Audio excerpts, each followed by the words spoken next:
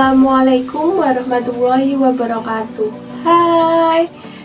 Sebelum berkenalan, jangan lupa like, comment, and subscribe.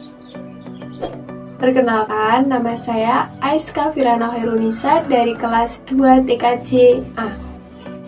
Di sini Aiska mau mempresentasikan mengenai OSI. Apa itu OSI?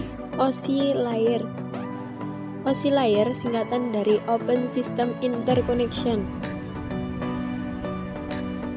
Pengertian OSI Layer.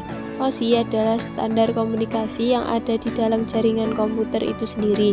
Oleh karena itu, semua alat komunikasi saling berkomunikasi melalui jaringan.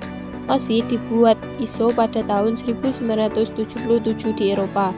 Tujuan dari pembuatan OSI Layer adalah menjadi model rujukan bagi setiap vendor atau developer, sehingga produk atau perangkat lunak yang dibuat memiliki sifat interpolan. Manfaat. Model OSI memiliki manfaat penggunaan sebagai berikut. 1. Kerjasama dan komunikasi teknologi yang berbeda. 2. Memudahkan pelatihan jaringan. 3. Standarisasi interface. 4. Modular engineering. 5. Menjadikan peralatan vendor yang berbeda bisa saling bekerja sama. Keuntungan dan kerugian. Keuntungan menggunakan model OSI. 1. Memecahkan operasional sistem jaringan yang kompleks agar mudah dipelihara. 2. Membagi tugas di setiap layernya. 3. Dapat dijadikan bahan pertimbangan troubleshooting, pencarian sumber masalah sehingga masalah dapat diselesaikan. 4.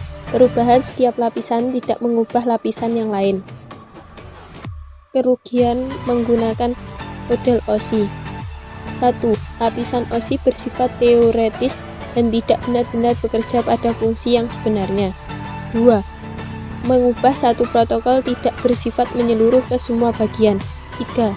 Protokol yang berbeda dalam stack melakukan fungsi berbeda yang membantu mengirim atau menerima pesan keseluruhan.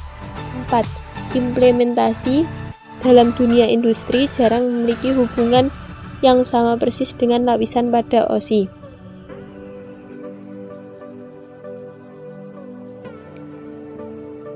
Susunan OSI dan fungsinya. 1.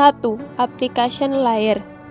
Berfungsi sebagai antarmuka dalam aplikasi dengan fungsionalitas jaringan, mengatur bagaimana aplikasi dapat mengakses jaringan dan kemudian membuat pesan-pesan kesalahan.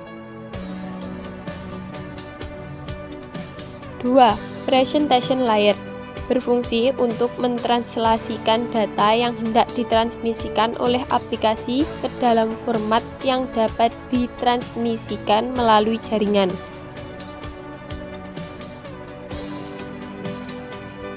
3. Session Layer.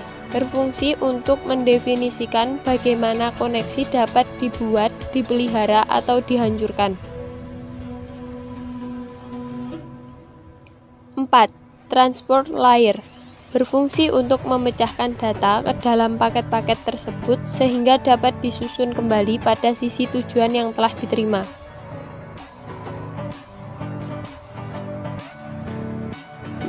5. Network Layer.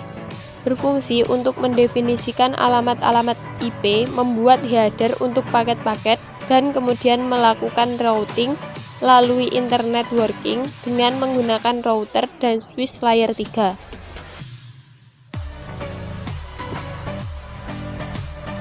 6. Data Link Layer.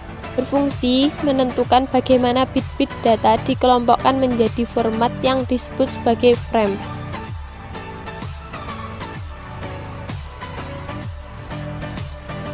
Physical Layer. Berfungsi untuk mendefinisikan media transmisi jaringan, metode persinyalan, sinkronisasi bit, arsitektur jaringan, seperti halnya Ethernet atau token ring, topologi jaringan, dan LAN.